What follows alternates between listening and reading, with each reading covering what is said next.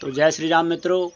तो आखिरकार हारे के सहारा खाटू श्याम के दरबार में जो कुछ भी मांगते हैं वो सब मिलता है। इसके पीछे क्या कारण है और बरबरी का नाम खाटू श्याम कैसे पड़ता है, इस कलयुग में क्यों पूजे जाते हैं, वीडियो को पूरा देखना और ध्यान से सुनना। तो जब महाभारत का युद्ध लगभग तैयार हो चुका था और भगवान श्री कृष्ण को इस बात का पता चलता है कि बरबरी की हारने वाली सेना की तरफ से युद्ध करेगा और उसके पास में 3 अजय बाण हैं, 3 ऐसे बाण हैं जो उनसे वो समस्त कौरव सेना और समस्त पांडवों की सेना को एक साथ में समाप्त कर सकता है। जब इस बात का पता भगवान श्री कृष्ण को चलते हैं तो वो बहुत ही ज़्यादा चिंतित हो जाते हैं और बरबरी को अपने पास बुलाते हैं और कहते हैं, बरबरी तुम्हारी शिक्षा पूरी हो गई, क्या तुम इस युद्ध में भाग ले रहे हो? तो बरबरी कहते हैं, हाँ प्रभु। तो आप कौन सी तरफ से युद्ध करोगे? तो बरबरी कहते हैं कि मैं हारने वाली सेना की तरफ से युद्ध करूँगा। तो भगवान श्री कृष्ण कहते हैं कि तुम तो अभी बच्चे हो, तुम्हें कहीं चोट लग जाएगी, तुम युद्ध कैसे जीतोगे, तुम इस युद्ध में भाग मत लो। तो बरबरी कहते हैं कि प्रभु मेरे पास में 3 ऐसे बाण हैं कि मैं चाहूँ इतनी सेना का विनाश कर सकता हूँ। तो भगवान श्री कृष्ण कहते हैं कि मुझे तुम्हारी शक्ति पर विश्वास नहीं है, क्या तुम मुझे अपनी शक्ति दिखला सकते हो? तो बरबरी कहते हैं कि हे प्रभु, आप चाहे जब मेरी शक्ति को परीक्षण कर सकते हो। तो भगवान श्री कृष्ण बरबरी को जंगल में ले जाते हैं और एक विशाल पेड़ के पास ले जाकर कहते हैं कि तुम इस पेड़ के सारे पत्तों में एक साथ में छेद करके दिखा दो तो मैं तुम्हारी शक्ति को मानूंगा। तो बरबरी कहते हैं कि जैसी आपकी आज्ञा प्रभु।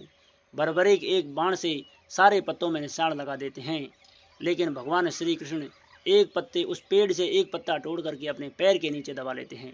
जब बरबरी छेद करने लगता है तो पेड़ के सारे पत्तों में एक साथ में छेद हो जाते हैं, लेकिन जो भगवान श्री कृष्ण के पैर के नीचे जो पत्ता था उसके समीप बाण आकर रुक जाता है।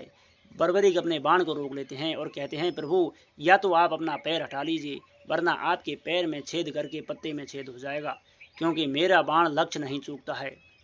भगवान श्री कृष्ण कहते हैं कि बरबरी मैं आपकी शक्ति को मान गया, लेकिन अब आप से मैं यदि कुछ मांग लूँ तो क्या दे सकते हो? बरबरी कहते हैं कि प्रभु आप मांग कर तो देखिए, मैं बिना क्षण गवाए आपको आपकी सेवा में जो कुछ भी मांगोगे वो अवश्य दूंगा। तो भगवान श्री कृष्ण कहते हैं कि मुझे आपका शीश दान में चाहिए। बरबरी बिना कुछ क्षण गवाए भगवान श्री कृष्ण को अपना शीश दान में दे देते हैं।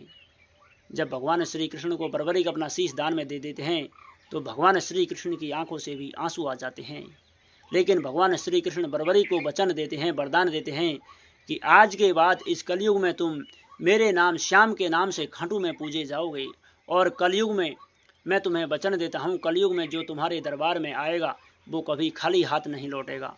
यदि किसी की किस्मत में जो चीज़ नहीं है वो भी तुम्हारे दरबार में कोई मांगेगा तो वो भी तुम्हें मिलेगा, अवश्य मिलेगा। ये मेरा वरदान है, मेरा वचन है।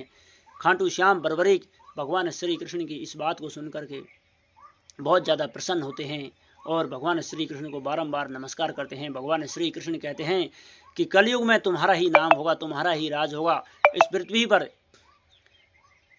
तुमसे बड़ा कोई दानी और तुमसे बड़ा कोई देवता नहीं होगा। इस कलयुग में साक्षात भगवान और श्री कृष्ण भी इस बात को, साक्षात भगवान श्री कृष्ण बरबरी को ऐसा वरदान देते हैं। इसलिए कलयुग में जो भी बरबरी हारे के सहारा खाटू श्याम के दरबार में जाता है उनको जो कुछ भी मांगते हैं वो अवश्य मिलता है।